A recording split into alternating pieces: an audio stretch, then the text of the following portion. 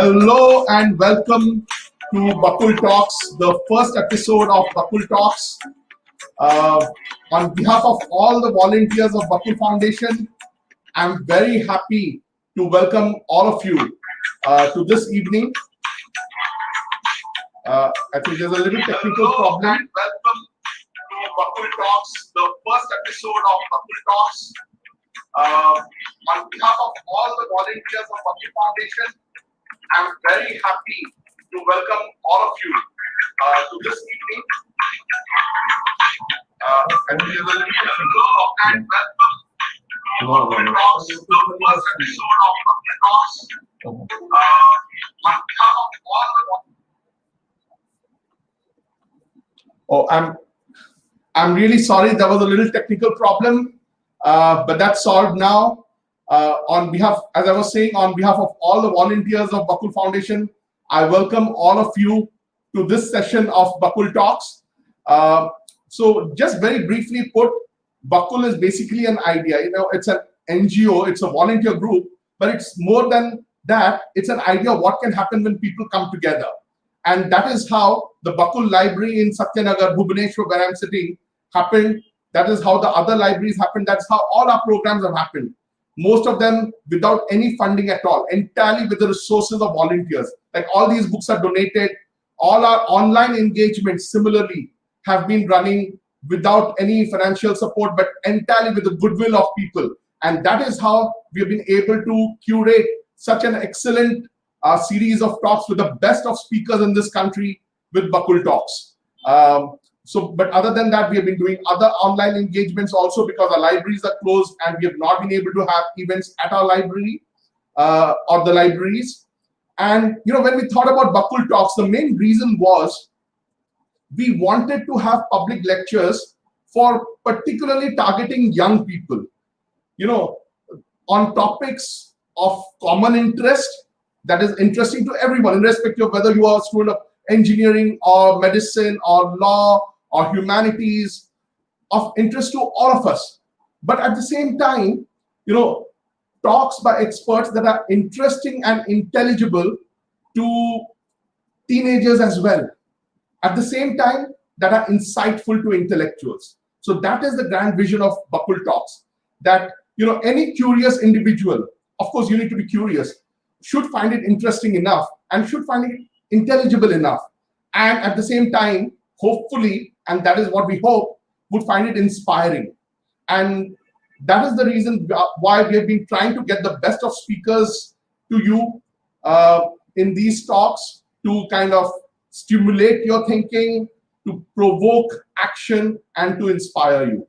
And we are very happy that the first ever online series in Bakul Talks is on the Nobel Prize, the Nobel Laureates of 2020. When we talk to our young volunteers, we realize that most of us are very inspired, or we know that the work is very significant. We know that, it presents the greatest benefit to mankind, which is what Alfred Nobel had mandated in his will for the Nobel, when he willed the Nobel Prizes to be institutionalized. But then we may not make an effort to really understand what is the big significance. How has our lives been impacted by it? And that is the idea behind Bakul Talks and this first series on the Nobel Laureates of 2020. And we could not have hoped for a better beginning than to have the country representative and the country director of the World Food Program, which has won the Nobel Peace Prize of 2020, as all of you are aware. And Mr. Bishow Parajuli, he is there, and we could not have had a better beginning than that. Prior to being the country representative and heading World Food Program in India, he has also headed the World Food Program. He's been associated with this organization for many, many years, and he has also headed it in Yemen, in Egypt. He has also been the UN representative of the United Nations in Zimbabwe, where he headed the United Nations Development Program also, and before that also in Myanmar. So I won't speak more about it. He will be there. But I think the work of the World Food Program, Mr. Parajuli and his entire team and their partners deserve a big round of applause. Please show your appreciation in your comments wherever you're seeing it, on YouTube, Facebook, Instagram. We are live on all 3 platforms. Please, I would want all of us to show our appreciation, if not now, sometime later during the show or after the show. I think we are really proud that such wonderful work which has impacted our lives, because the World Food Program is very active in India and most of us are here in Odisha, and they have a huge role. They have a huge work going on in Odisha as well. So that is something that Mr. Parajuli will be talking about. But before he talks, we have another wonderful speaker, Mr. Ambika Nanda, who has been a well-wisher of Bakul from the very beginning, and he's very enthusiastic of the work of young people, very encouraging. So ever since the day Bakul started, he has been egging us on, encouraging us. He was, that time when we first interacted, he was with ActionAid. Then he was in charge of UNDP in Odisha and another state. And now he heads the CSR wing of Tata Steel for Odisha. So we will have Mr. Ambika Nanda first speak about the Nobel Peace Prize, followed by Mr. Parajuli on the work of the World Food Program. And after that, you can ask questions in the comments box to either of them.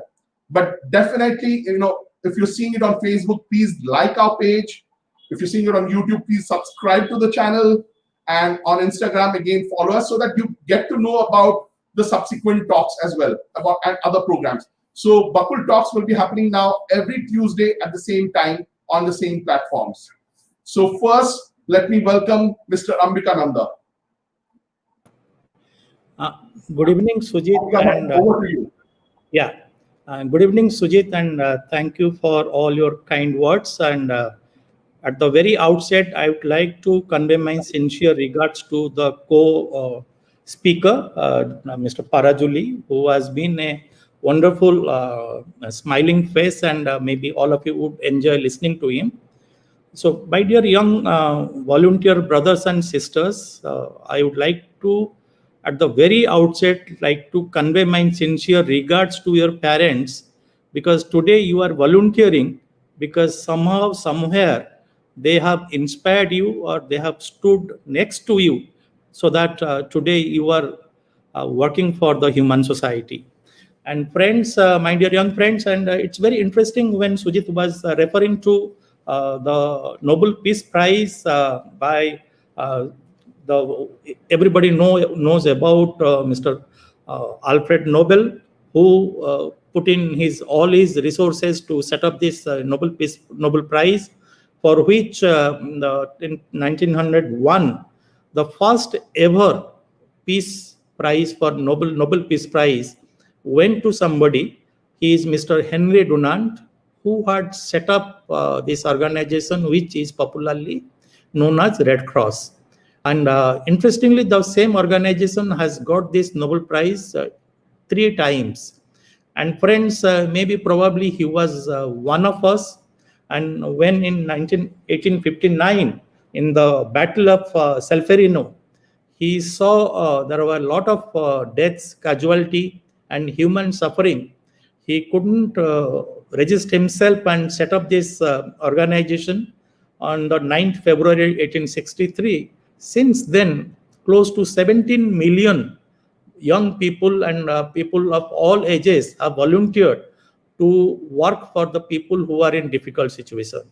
So similarly, I am going to talk about the human society and where we actually need more of volunteering. Friends, I would like to share, as rightly shared by Sujit, all that I am going to share is a collective consciousness and the understanding I have developed, having engaged with all of you on different occasions. On International Volunteer Organization, we celebrate that.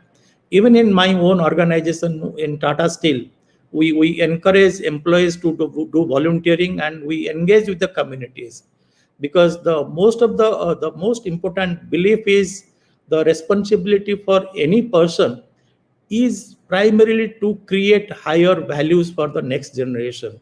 How do we really build our new generation or the younger generation? friends, you would see a lot of these, I think, news coverage about the wrong messages about the human society.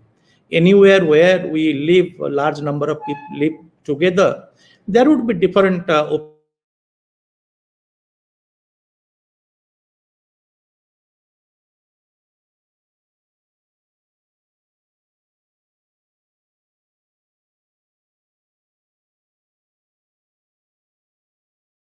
human society has a great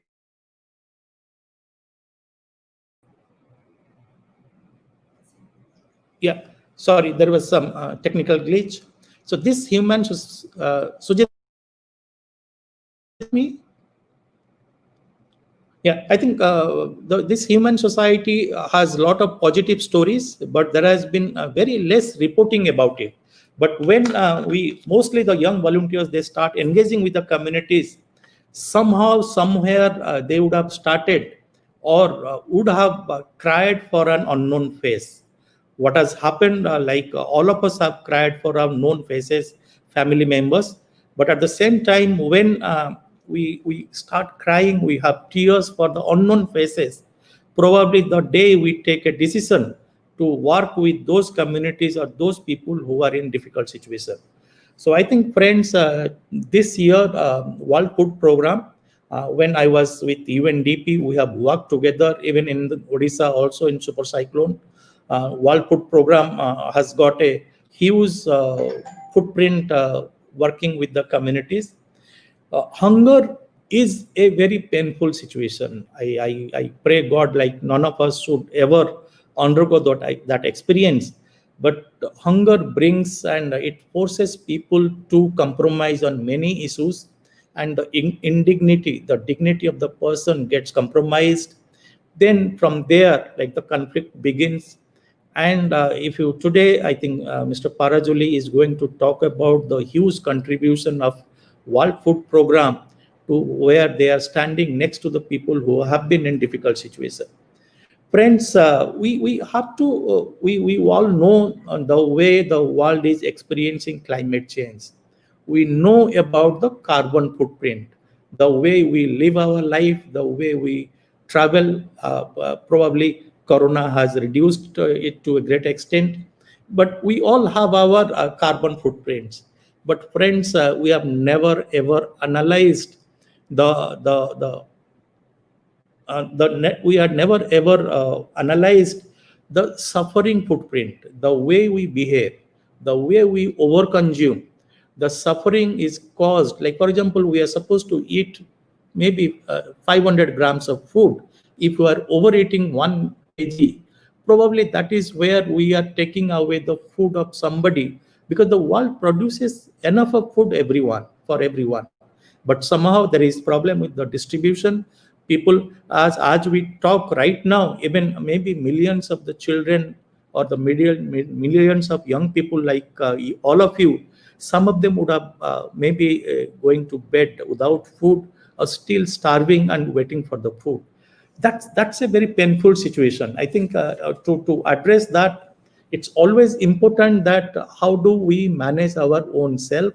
And at the same time, I think Bakul has a huge contribution in bringing together the young people who have been addressing, and they have a huge program of addressing the issues of children who do not have access to books, introducing playful study behavior. And at the same time, friends, all of us in the human society, we all aspire for peace, but only aspiring for peace, we would never get it unless until if we do not extend the same environment and the same mental condition to all our fellow neighbors. I think there is an interesting writer who has been talking about it, the Rutger Bergman, who has been talking about like the human society needs to celebrate the positive stories, and the way Bakul is doing it and all of you are doing it. I think it's a great job. I think there are many people. I always uh, recollect the most revered person who is a passionate speaker, Martin Luther King, who is also a Nobel laureate, who has always said, I have a dream, I have a dream. And I think, friends, I would request all of you to fall in love with some issues of the society where probably maybe one life would not be sufficient.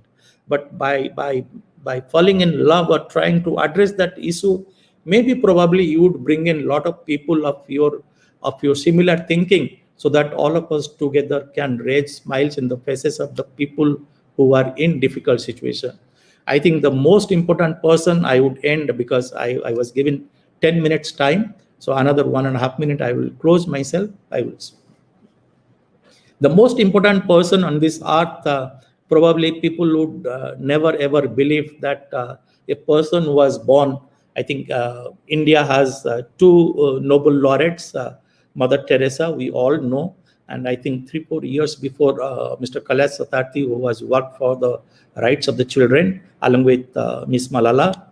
I think who did not get, and probably that year in 1948, when Mahatma Gandhi was he died, that day, none was given the Nobel Peace Prize, because the contribution of Mahatma Gandhi in terms of promoting ahimsa and truthfulness has always relevant, and would always be relevant today even. And what the world requires at the time of crisis is a higher order of philosophical engagement. When we start engaging with the communities who are in difficult situation, I think probably Martin Luther King had said, where do we go from here? And in COVID like situation, we have seen how communities have come together to address their own issues. And what he had said is, where do we go from here? Chaos or communities? Probably once we start engaging with the communities, we will find answers, because they have been surviving in that difficult situation. And friends, you all are volunteers.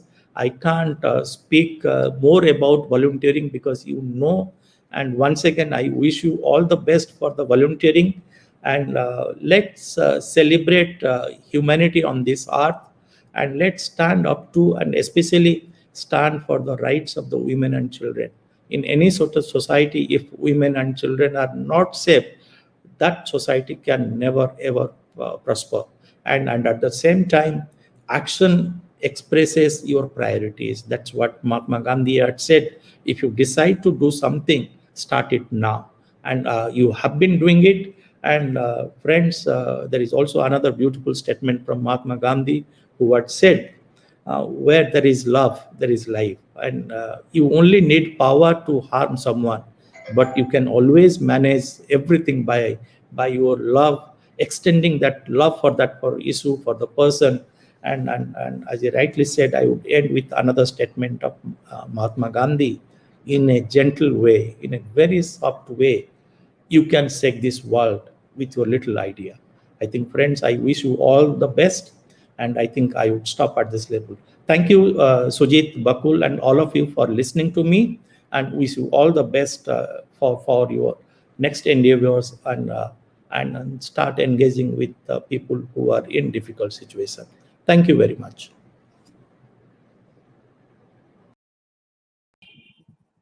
Thank you very much, Ambika Bhai.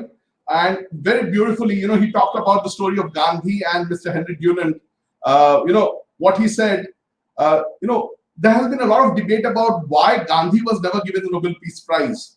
And of course, when we talk about peace, he is the icon of peace for the entire world. Now, as he said, in 1948, they did not give any Nobel Peace Prize that year.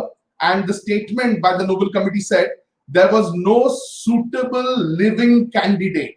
These were the exact words. There was no suitable living candidate. But then the nominations and the documentation, all that is kept secret as per the rules for 50 years. But 50 years later, now it's already been 50 years after 1948, it is clear that there could not have been any other person who was being referred to there.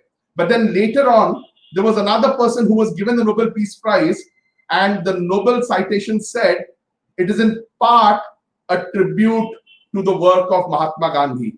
And that Nobel laureate was the Dalai Lama. So in a way, they kind of giving the Nobel Peace Prize to him was a kind of recognition also, because everyone feels guilty about it. That, what does the Peace Prize mean if we have not given it to Mr. Gandhi? But then, as I said, when we talk about the basic requirements of any human in India, we always start with roti, kapra, or makan. But the very basic roti, if it's not there, then how can we think of peace? I'm glad that many of us, many of you who are seeing this, have also contributed to helping with food during this pandemic. And that was something that was mentioned in the Nobel citation also, that till there is a medical vaccine, the best vaccine against chaos is, is food. So let me present Mr. Parajuli, the country director and representative of the World Food Program. A big hand to you, sir. And thank you very much, sir. Sir is actually holidaying. He is not in his office, but he has been so kind enough to speak to us at such short notice. Thank you very much, sir. Over to you. Okay, good evening very much, Sujit ji, and also good evening to Ambika ji. I hope you hear me well and you can see me as well. I'm really delighted to join this Bakul talk. And as I gather lots of your, let's say, participants, volunteers, and young people, I'm even delighted with that notion of volunteering and supporting, the youth's engagement. I find it really enriching start. Myself personally, about 40 years ago, 30 years ago, begun my work as a volunteer. So it's very inspiring. I think volunteerism really gives you opportunity to learn, to understand, to think ahead through practical, hands-on experience. So compliments to all of you who are engaging in one way or the other to volunteer. Of course, a lot of time youth don't get an opportunity how to associate, even to volunteer. And I think the organizations like Bakul or many other who really give opportunity to youth, I want to also congratulate you for that.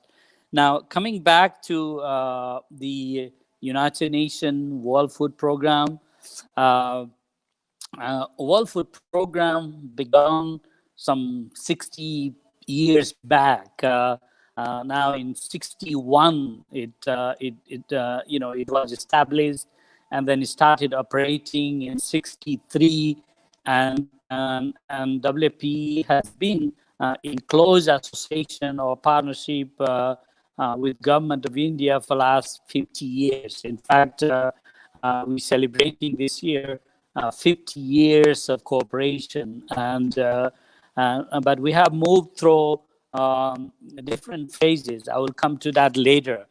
Now, talking about Nobel Peace Prize to the World Food Program, how honoring it is to award Nobel Peace Prize to World Food Program. The World Food Program has 18,000 staff across in 80 countries. We work in every places where there are hungry people and people needing food help or cooperating with the governments and partnering with government and civil societies, development partner, everyone. So this Nobel Peace Prize is a recognition to the work of the World Food Program staff across the world, the work of the World Food Program, championing, addressing hunger, is bringing the invisible 690 million people across the world who do not have enough to eat, and their voice is not heard, but WFP comes in to amplify that. And sadly, because of the COVID, the people who are in the verge of starvation have doubled from about 130, 140 million to 70 million. And the World Food Program works in several countries in extreme war situation and difficulties, forgetting the difficulty. In fact, there is no place where WFP doesn't deliver food. We use aeroplane, we use helicopters, we use barges, the boats, and trucks, camels, mules, or porters to deliver food. So all these efforts are being recognized by the Nobel Peace Prize Committee in recognizing and awarding WFP for this Nobel Peace Prize for 2020.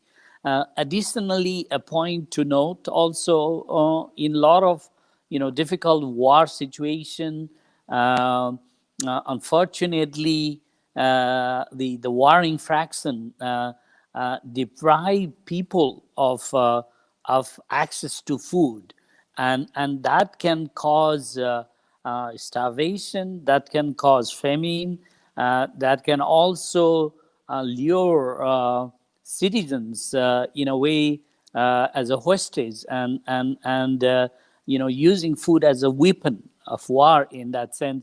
So all these elements combined together, WFP has been recognized for the Nobel Peace Prize for 2020.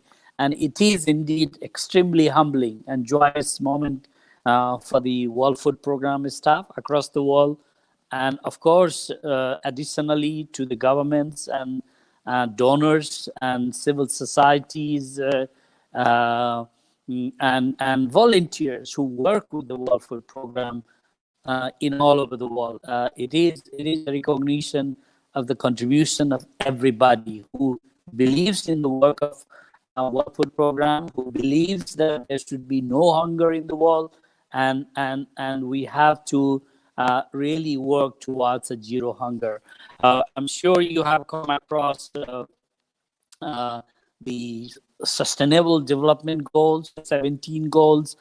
Some 4 or 5 years ago, 193 countries agreed to ending poverty, ending hunger, access to education and health, universal health care, addressing concern related to climate change, decent job, governance, partnership, and many other, the 17 goals.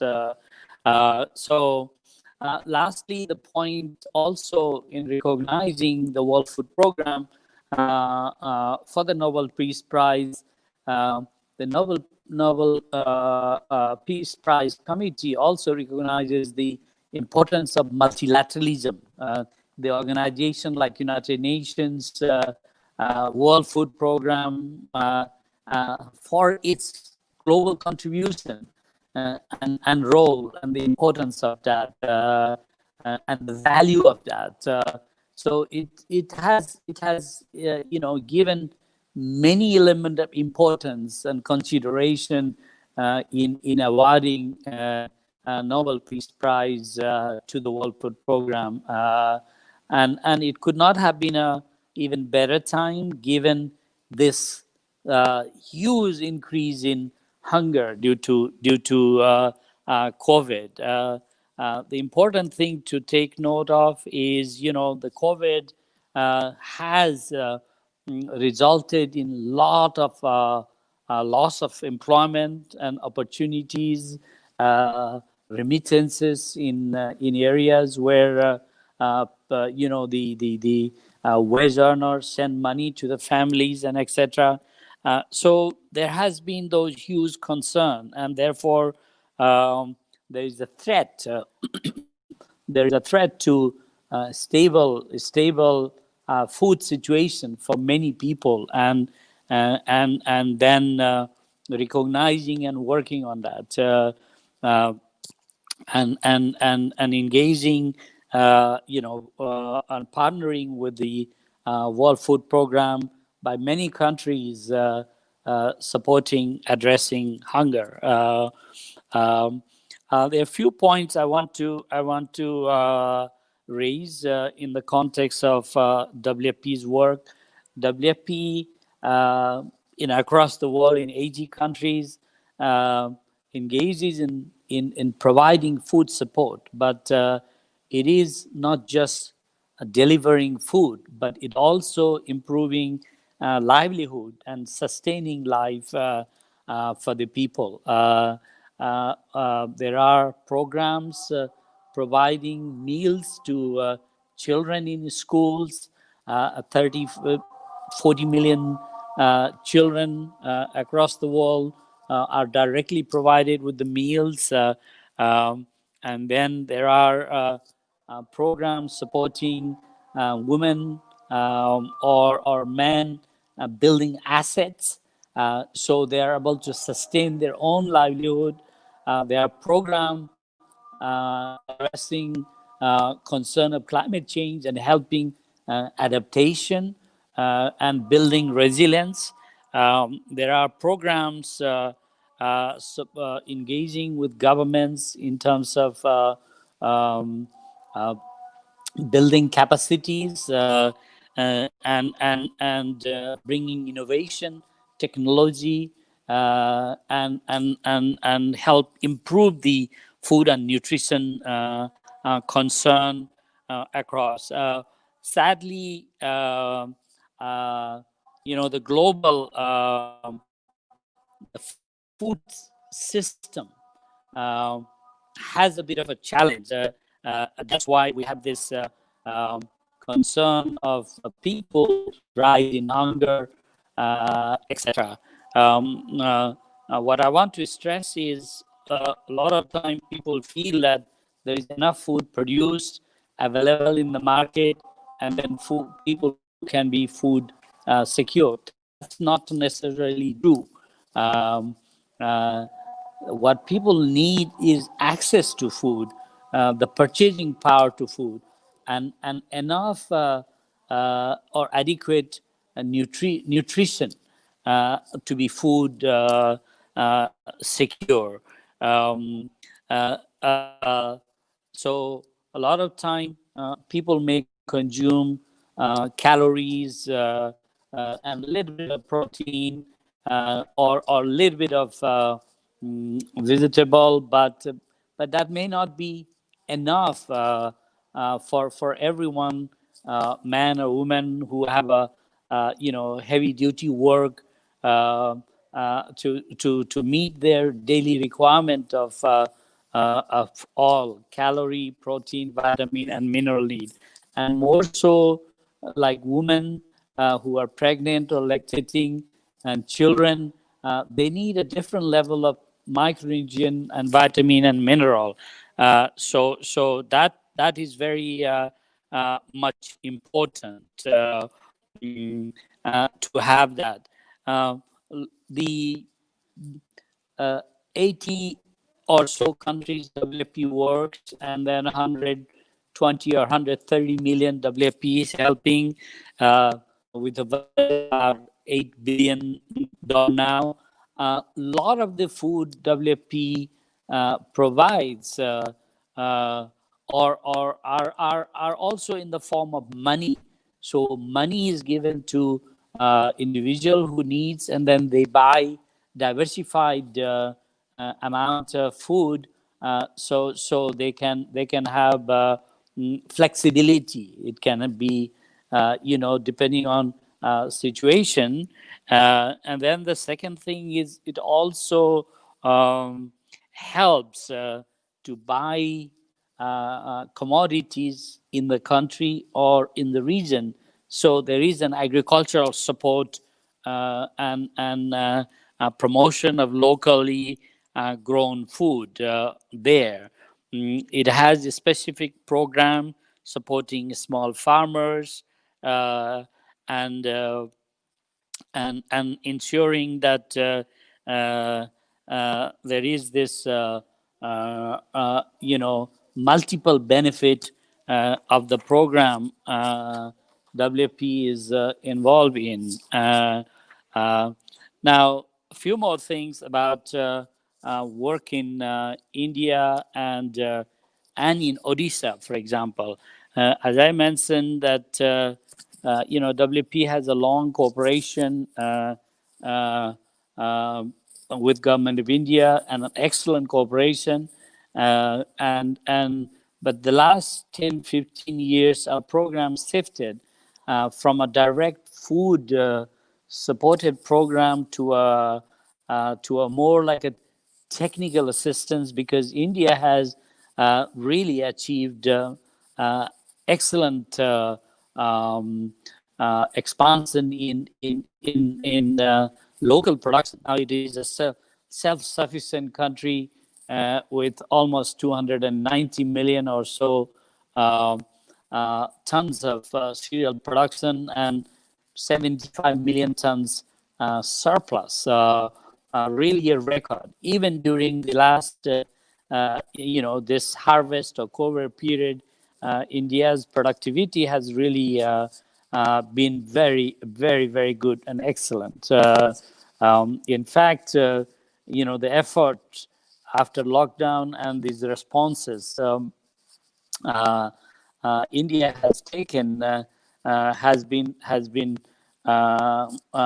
very exemplary in many sense, including the efforts the government of Odisha has taken. Um, Now, in the context of food deficit or hunger, which is happening around the world, a lot of countries unfortunately cannot afford or do not have the safety net program or a support program to help the people. But India has set a really great example. It has these three food-based program, like the public distribution system, the midday meal program, and the ICDS. These are really excellent examples. And even during this COVID time, the lockdown, there were a lot of challenges, people migrating. The several states showed a lot of flexibility in terms of those people who do not have ration cards were included into this program. Now midday meal program, schools are closed, but there were dry rations provided, including ICDS, those Anganwadi volunteers delivering food to the household so that the children get the meal. These are really outstanding examples, and the caste programs, etc.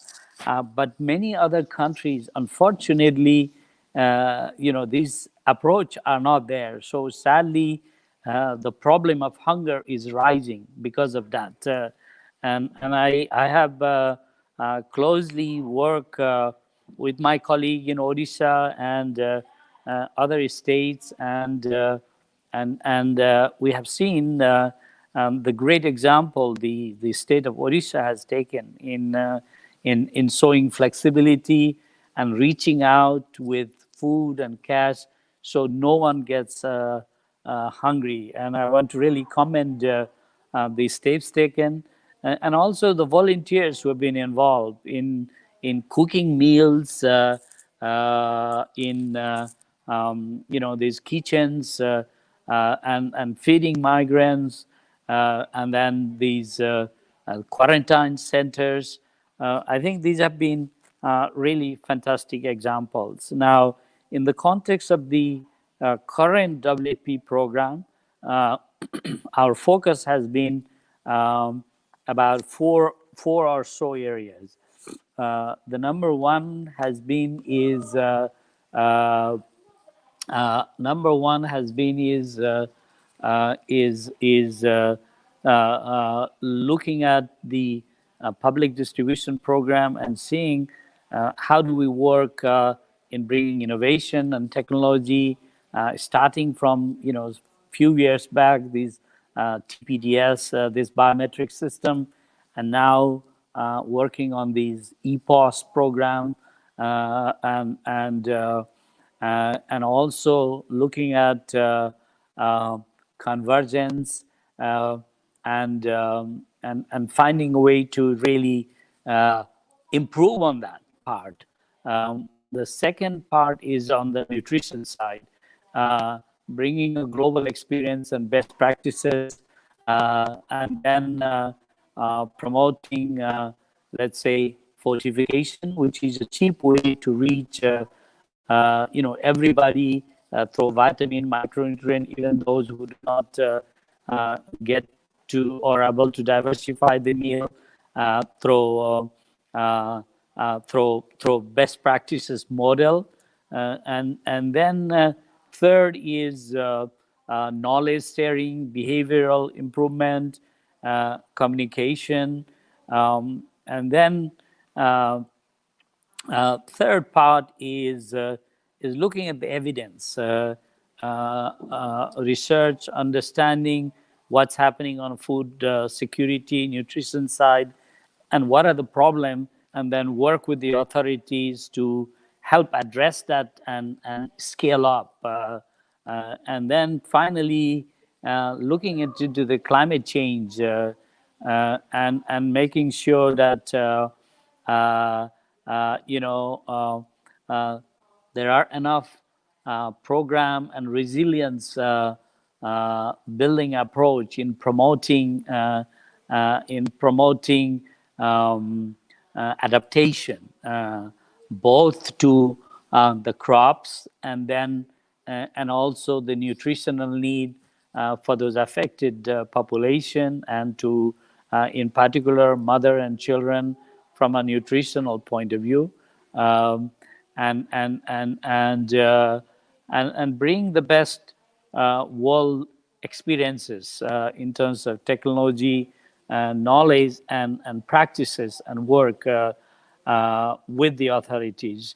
I mean, in previous years, we used to have, direct food program in Odisha. There are people who will still remember the forestry program WP used to have in Odisha, and then, nutrition program addressing vulnerable communities' need, etc. Now, Odisha is self-sufficient in rice and other commodities, and it has really those very productive and right type of policy going forward, and we feel very delighted to work and engage there.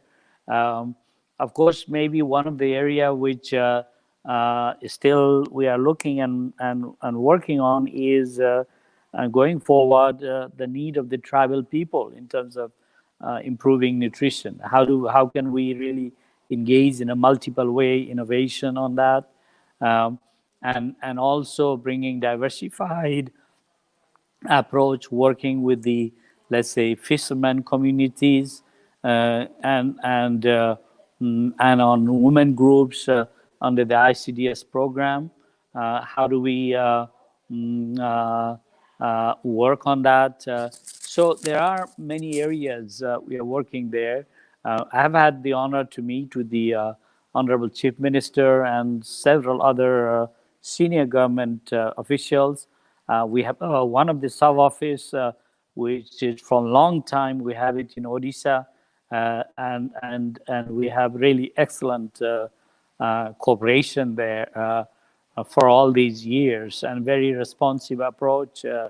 And we are excited to continue to work and support the state, and work closely with the government, and in a flexible way, bringing innovation, knowledge, and strengthening capacities, uh, and responding in these 4 or 5 multiple manners going forward.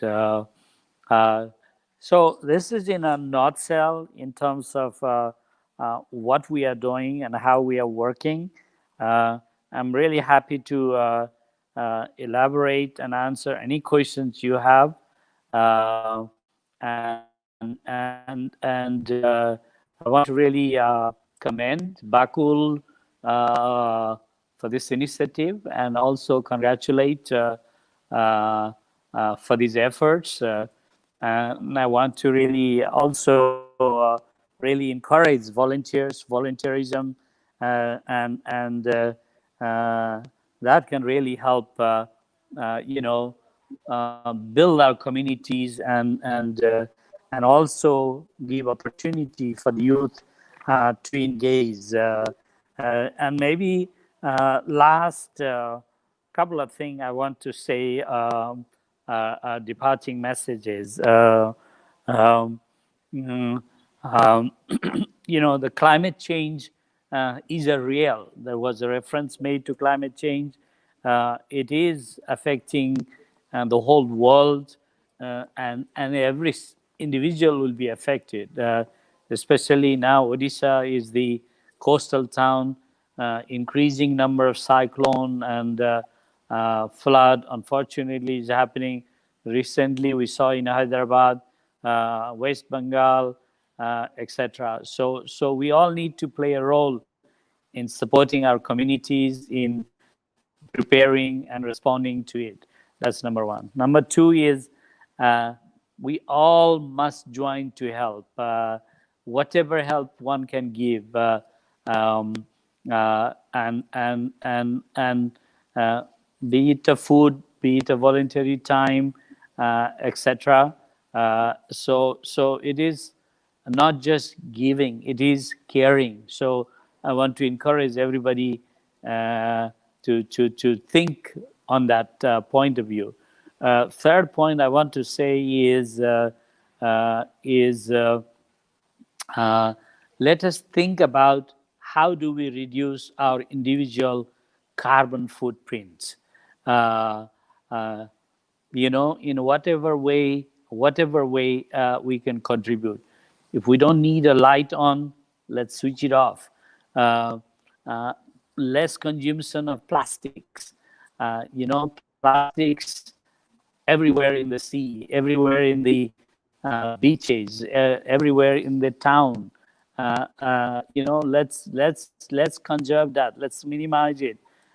Let's really say no to the single-use plastic. Let's use maybe jute or clothes, etc.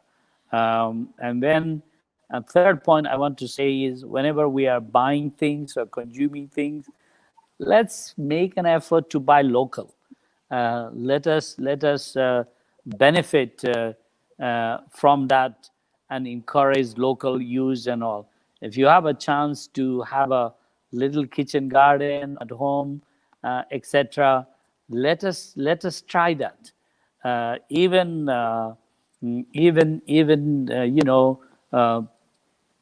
pots can help grow number of chilies, for example.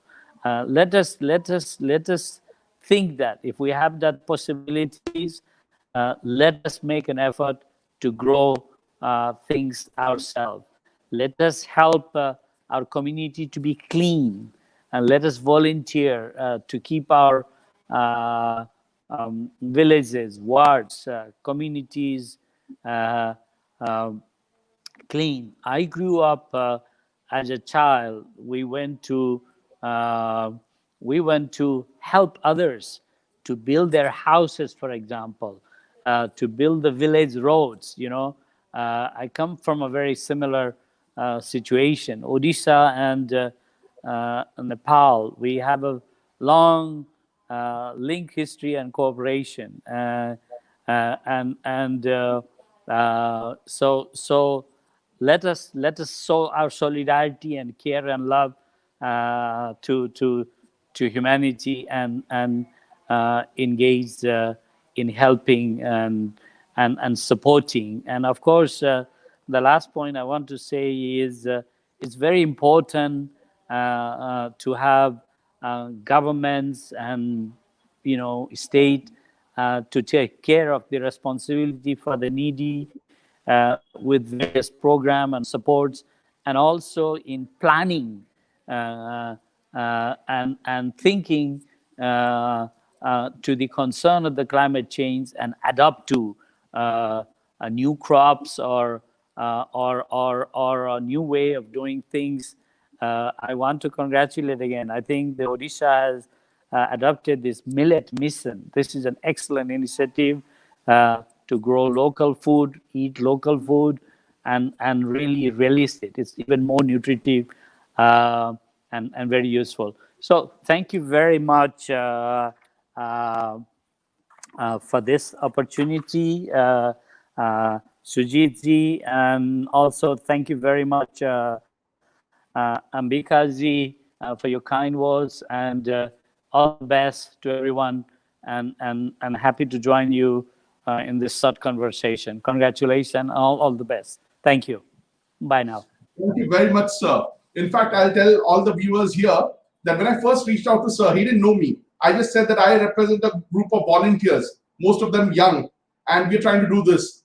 And his first response was, I don't know my schedule right now, but it is very important work. If you're working with young people, encouraging young people is something that I think is very important, and providing a platform to young people. So thank you very much, sir, for taking time out from a trip out of your hometown, home city, and joining us. And very importantly, he made, and that is something Ambika Bhai also talked about.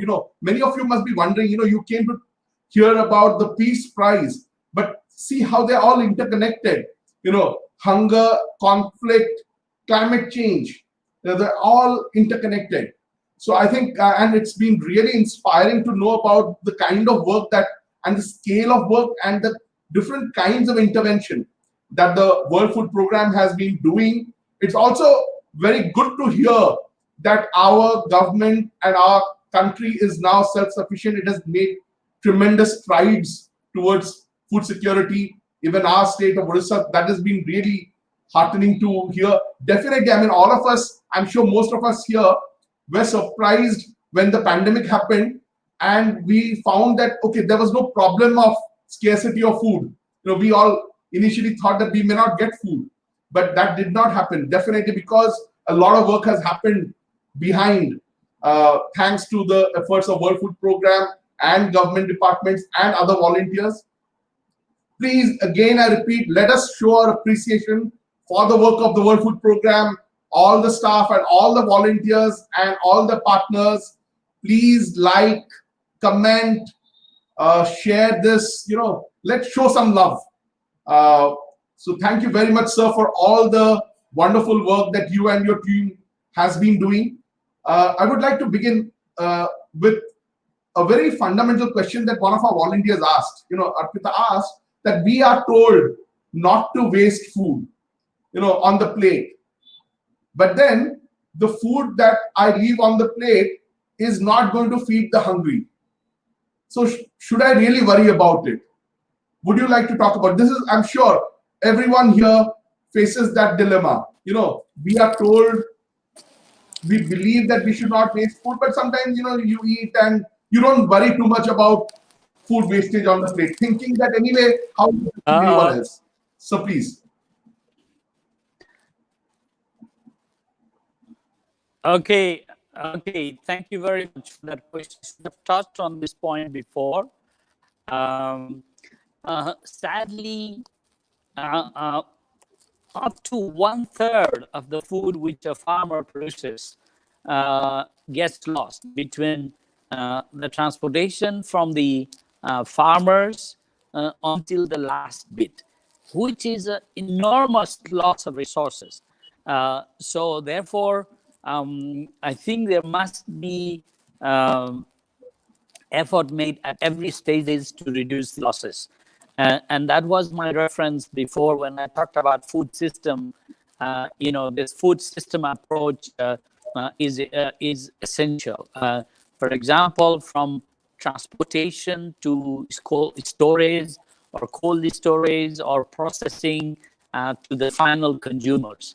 Now, coming to the last point, leg, when we are consuming, I have to tell you, I have 3 children, and every time I used to, in a way, maybe I felt guilty sometime, but we said always to them, there are millions of hungry children don't get a meal to eat.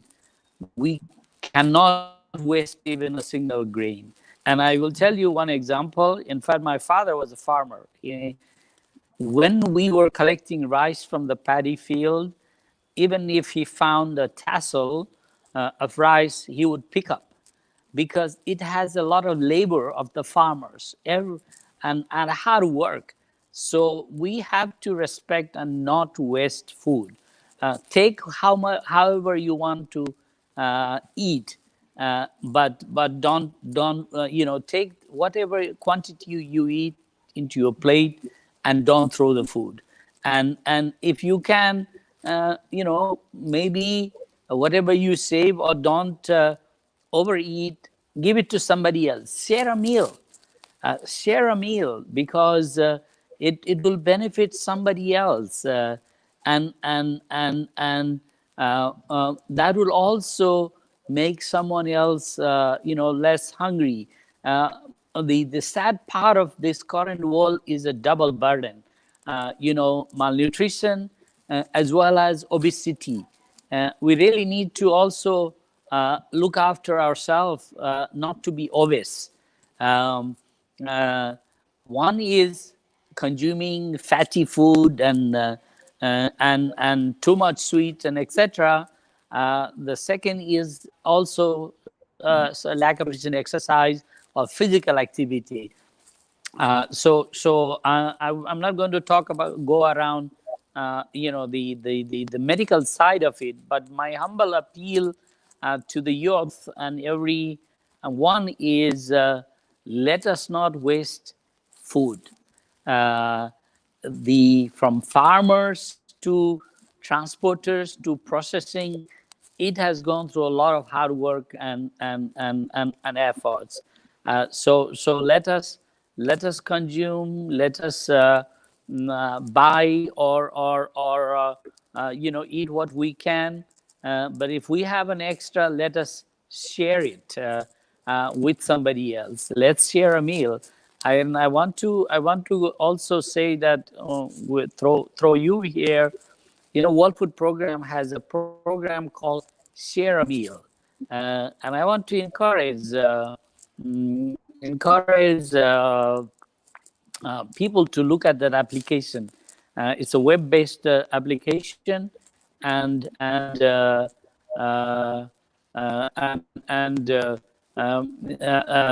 you can contribute whatever.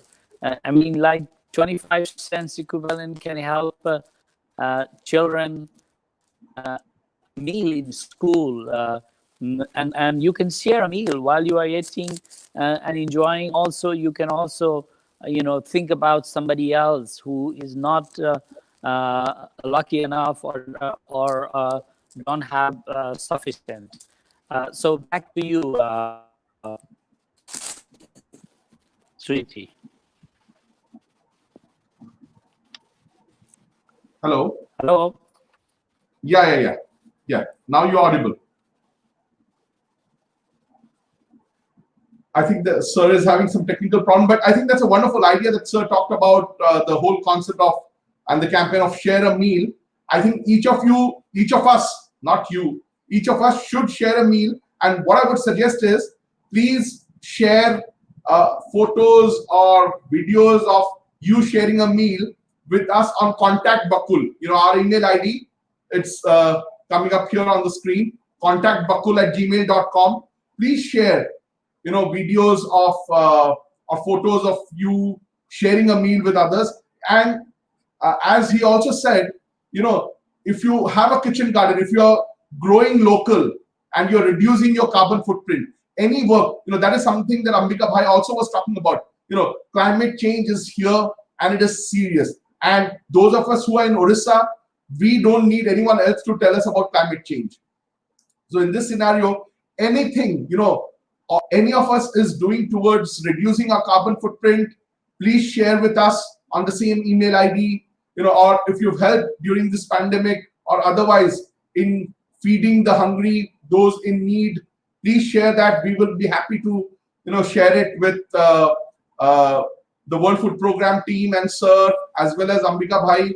And we would like to share it. As Ambika Bhai was saying, we need positive stories. We need to celebrate the good work that is happening. And so please, if you're doing it, please share with us. Sujit I want to share. About 2 weeks ago, Sure. I think I spoke in a TED Talk program about sharing meal. It's become time, and I already share that with Please. volunteers or anyone you are. It's this famous TED Talk. There was a countdown on TED Talk Gateway 2 weeks back on Saturday, and you can. There were many speakers, and I encourage you to, the youth to be aware of this. It's about whole climate change, what's happening, and how each of us can contribute, etc. Back to you. Thank you. Thank you very much, sir. So, can we have Ambika Bhai back on the screen as well? I think we don't really have much time. Let's have Sir then. Bishow Sir back.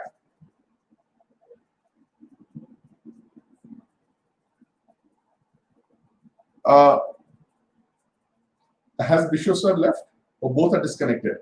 Okay. I think we will end it in a while. We'll just wait for them to reconnect. But I'm sure all of you have been inspired by what they said. Sir is back. Bishow Sir is back. So if there's any other question, I think there's one question from Deepsha. Sir, Deepsha is asking, India ranks 62 out of 107 countries on the World Hunger Index. So in this situation, do you think the government schemes are enough, or do you think other stakeholders need to be empowered as well? I think government India has really taken a very proactive role in addressing this. And sadly, of course, COVID has put a huge extra challenge. But what is probably important is, to assess and continue to monitor the vulnerability of the situation among people, a certain group of people at the state level, and inject new intervention, and probably to continue to provide this extra support which is proposed.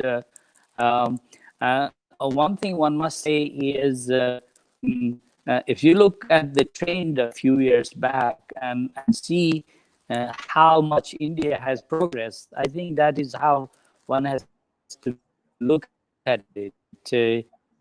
The special program like this Poshan Abhiyan and the special other programs such as good sanitation, Swachh Bharat, and these clean energy, these are excellent initiatives. And of course, in the context of nutrition, there are extra efforts and measures. I would think each state could do it, look into the localized situation and bring new interventions. The reference I made about these tribal population where they have these, certain restricted food habits, or there are problems related to availability of really diversified foods. So there is also tradition of not consuming certain types of food items. So measures to help these type of situation would really help. But the immediate responses and efforts which came in through extra food rations, be it rice or wheat or pulses, the cash distribution, were commendable state. Oh. So I think he'll be coming back. But I hope all of you know that we'll be going on every Tuesday. These talks will be live every Tuesday at 7 p.m. And the next Tuesday, we'll be talking about another Nobel Prize. So, sir is back. Sorry. Yes, sir. Please continue. Sorry, the line was bad. Yeah. I think I said enough. What I don't know if you heard me enough, but Yeah. what I was stressing is, there has been good efforts being made and good progress being made, but there is a need to inject extra support and extra vigilant and efforts at the state levels. India is like a continent, such a diversified area and different situations and different habits and practices. So it's difficult to generalize that at all state level. And there are good example in across many states in India itself. I have witnessed that. So therefore, there is a lot to learn within India, to practice in India, to improve on situations. Thank you, sir. Ambika Bhai, good to have you back. So you actually kind of veered the discussion around, volunteerism. So I'm sure, you would be having a lot of observations to share over the way, the discussion has shaped. Yeah, very true. I think it was like listening to Mr. Parajuli has been like it's a travel in a trekking in a, maybe in his own country, Himalayan trekking kind of thing. You see a lot of flowers here and there. Then you do meandering and you learn a lot in that process. But at the same time, I think volunteering at any stage, it reflects the psychology and mental well-being of the person. If you are happy from within, spread happiness. If you are not happy, you can never ever spread happiness.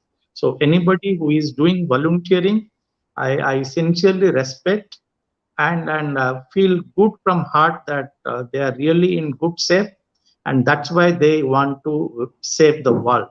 And I always strongly believe, and I keep on sharing, it's always good to light a candle rather than blaming the darkness. Even if now the time has come, I think we must come forward and do our bit. And all of us together, as Mr. Parajuli talked about, all of us together, we can really raise smiles in the faces of the people who are in difficult situation. So I wish all young friends, Sujit and the entire team, we need blessings of Mr. Parajuli so we can work together. And what he has started working in Odisha, he talked about malnutrition, healthy living, from farm to finger, a lot of activities that WFP have been doing or trying to engage with the communities. And maybe Mr. Parajuli, the communities are struggling and in the fragile geographic climates. And if a little bit of motivation, support, encouragement, and standing next to them can really bring a huge change in the entire discourse. I wish Sujit, Bakul, and the entire team all my heart out to bless you all, and long way to travel, and we always stand next to each other. Thank you very much for giving me this opportunity. Thank you very much, Ambika Bhai. Sir, would you like to say anything as your parting words to the audience? Well, stay well, stay safe. We are still not out of this COVID. So I want people to be healthy, wear a mask, wash your hand, and keep a distance and stay safe. I think we have to help save the community now, and we have to help each other. And there may be a neighbor who is hungry, or a close by community healthy. Give a helping hand, please. And we are together as a humanity, and let's share a meal, let's join hand, and let us support the efforts of the governments and volunteers, organizations, civil society. So we all, every individuals, we also have a role to play to join hands. So thank you very much indeed for this. God bless you. All the best. Bye. Thank you very much, sir. Indeed, I mean, the work of the World Food Program, the work of the government is as good as the support that they get from individuals. It has to be, as both of them have been harping upon, it has to be a collective effort. And the work of the World Food Program and any organization for that matter, any movement. In fact, the work that we are talking about is nothing less than a movement. And the same also, I may just be the face of Bakul, but as I said, there are many volunteers working behind the scene to ensure that you are able to see this. And many of Sunilji, Sujitji, the World Program is only a very small partner. We are there behind the scene, joining hand. The leading role is government and you all local institutions. We must join hand, of course. And I think, in my 35 years in development in 11 countries, it's the local institutions, the government, who take the element of sustainability forward, and the local context, the local situation, and preparing and joining hand is really important. And I can see, Odisha is really advancing well with many efforts. So I have all the commendation. I visited school meal program, the midday meal program there. I met the official leading the midday program. They could just sit on their dashboard and watch which school got a meal or not. There is this, of course, the Food Security Act, which guarantees everyone must get it. But an official in a local level ensuring that the child gets it, that's where the importance is. So, the act alone is not enough. The commitment, the sincerity, and responsibility, that's what really counts at the end of the day to make a difference in children's life or people's life. And the whole world is suffering with the COVID. Frankly, it's and we have to make an extra effort this time. I know people have lost their jobs, or the small business, they are not getting enough income, etc. So these are very important moment and crucial moment to really support each other and work on to find a solution. And so all the best and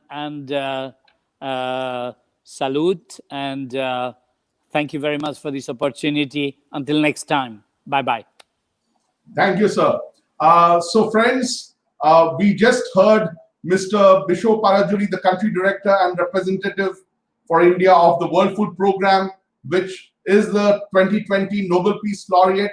And we had Mr. Ambika Nanda, who heads the CSR team of Tata Steel for Odisha. And they all talked about, the important role of volunteering. So I hope those of you, I think there are people, each of us have volunteered. And I'll just say, the Bakul logo has this tree. And if you see the trunk is shaped like a raised hand, because a raised hand is a conventional image of volunteering. Now, I always say, we always raise hands when we have the option of not raising hands. We have the option of remaining passive, but many of us choose to participate, to be active citizens. And that is what humanity needs. That is what our country needs. That is what, our society needs. So a big appreciation for every volunteer out there. And all of us have volunteered, whether we know or not, in different ways. We just need to amplify these efforts. And as Bishow sir said, join hands together. The government alone cannot do it. The World Food Program or organizations like Tata Steel alone cannot do that. We alone cannot do that. But all of us together, we can make a difference. But that's it for today. I saw many of you joining late. For those of you who joined late, please remember that Bakul Talks is live every Tuesday at 7 p.m., not later, 7 p.m. But you can always, if you missed part of the talk, you can always see it on YouTube or Facebook, wherever you've been seeing it. I'm really sorry we had a technical glitch because of which we could not go on Instagram, but we'll be back next Tuesday at 7 p.m. on the same channels. And we have another wonderful speaker who will speak next Tuesday on the Physics Nobel Prize for 2020. And each Tuesday we'll take up one of the prizes again. So thank you very much once again. If you like this session, if you are happy that we are bringing these talks to you, please like, comment, subscribe, and share the video. And as I said, please show appreciation for the work of the World Food Program in your comments, and any work that you are doing to reduce your carbon footprint, to provide, to share a meal with others, or have Go Local. Please do share with us on contactbakul@gmail.com, and we would love to share it on our social media network. Thank you very much. Good night. Thank you. Good night, sir. Good night, Ambika bhai. Thank you. Thank you. Good night. Thank Good night. Good night. In education that we are trying to promote reading. As statistics say, if 50% children in grade 5 cannot read the textbook of grade 2, then what is really happening? That's because the basic skills of reading and writing is not there. So we thought that if we have to change this cynicism, then we need to demonstrate what is possible with small contributions. So that is the idea basically that Bakul is trying to demonstrate. What is possible entirely with volunteerism, entirely with small little contributions. We asked people to contribute books to set up a public library in Bhubaneswar, and a children's library was set up in Bhubaneswar, and now that children's library has become a general library, a public library with more than 20,000 books. So that is one of the major things. Another major area of intervention is environment. A lot of environmental education, but through films and through creative methods. So we have a traveling film festival on environment. We go to schools, colleges, apartments and screen films on environment, primarily on climate change and on issues of water and sanitation, two issues that we're working in. And at the libraries also, we conduct a lot of workshops on creativity. We all want the world to be a better place, and we have our own ideas of how it can be better. The thing is, can we all start in some small way towards addressing that? Can we say that in some small way, this world is the way I want it to be because I have done something about it?